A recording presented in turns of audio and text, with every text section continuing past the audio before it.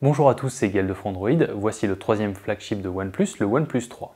Et pour ce troisième essai, est-ce que OnePlus confirme sa maîtrise du smartphone haut de gamme à petit prix? La réponse est oui, 3 fois oui. En termes de design, le OnePlus 3 n'est clairement pas le smartphone le plus original que l'on a vu cette année.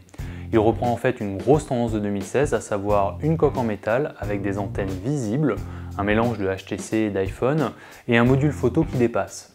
Ce n'est pas original, d'accord, mais il est plutôt joli et efficace. Le téléphone est plutôt fin, il fait 7,35 mm d'épaisseur, il est assez léger, 158 grammes, ce qui est plus léger que le OnePlus 2 par exemple, et il est vraiment agréable à prendre en main avec des tranches arrondies et un écran bombé 2,5D.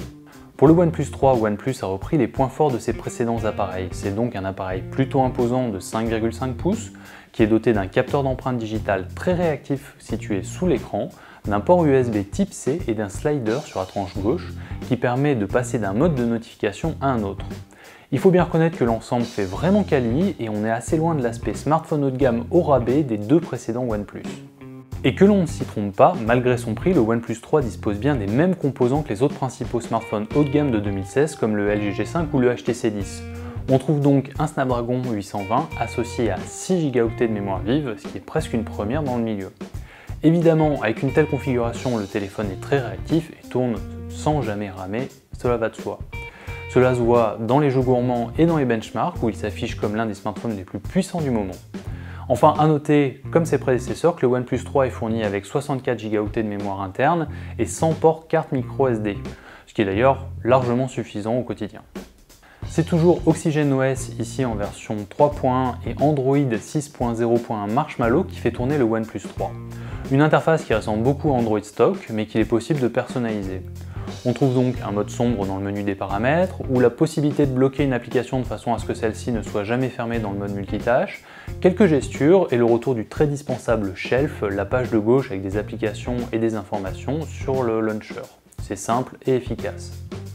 Concernant la partie photo, le OnePlus 3 est doté du même capteur photo dorsal que le Huawei Mate 8, c'est-à-dire un Sony IMX298.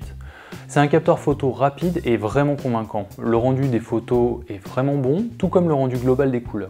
Seuls les clichés en mode macro ou en mode intérieur déçoivent un peu avec un manque de piqué ou un rendu des couleurs parfois trop saturé. Mais dans l'ensemble, c'est une belle surprise. A noter également que l'application photo est assez complète et propose le mode HDR automatique et qu'un mode manuel permet de jouer avec les ISO, avec le temps d'ouverture ou avec la mise au point. L'autonomie du OnePlus 3 est très légèrement supérieure à la moyenne puisque le téléphone est capable de tenir un peu plus d'une journée. C'est bien mais ce n'est pas exceptionnel. OnePlus a toutefois pensé à pallier ce problème en intégrant dans la boîte du téléphone un gros chargeur de 20 watts capable de recharger intégralement le téléphone en un peu plus d'une heure.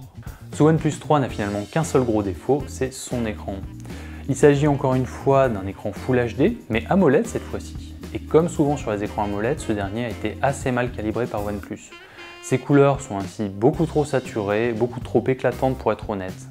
OnePlus a bien pensé à intégrer une jauge d'équilibre des couleurs dans le menu des paramètres, mais elle a surtout tendance à jaunir ou à bleuir l'écran. Ce n'est pas la cata, l'écran est assez lumineux, elle est proche de la dalle, il est assez agréable à voir au quotidien, mais pour le coup on est très loin des ténors du genre que sont le Galaxy S7 ou le LG G5. Alors est-ce que le OnePlus 3 a tout d'un grand? Oui, pratiquement tout. Son design est travaillé, à défaut d'être vraiment inspiré.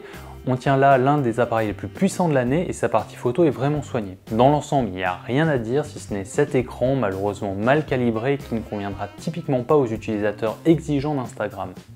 Mais il ne faut pas oublier une chose très importante, il est vendu 399 €. Et croyez-moi, à ce prix, on ne trouve actuellement aucun concurrent capable de proposer un tel rapport qualité-prix. Indéniablement, ce OnePlus 3 est un très bon cru cette année. Abonnez-vous à notre chaîne YouTube pour retrouver toutes nos vidéos.